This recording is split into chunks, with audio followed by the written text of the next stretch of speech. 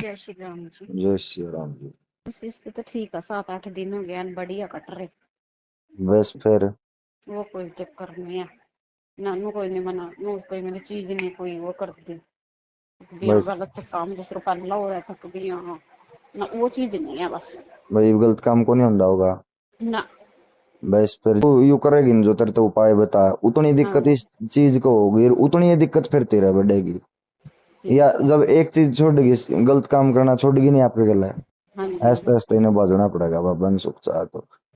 पता क्या, ये तुम्हारी पुरानी चीज है जिसे बहुत इलाज करवा लिया ना, तो बरड़ा ना 15 साल हो गए धक्के ठहरे। मैंने कहीं तेरा नहीं लगे क्या पता, मैं तो कहाँ कहाँ तक फिर यही घूमी आई। आधा राम तो बाबा अंतर नुए कर दिया बताने बताने ते हाँ जी।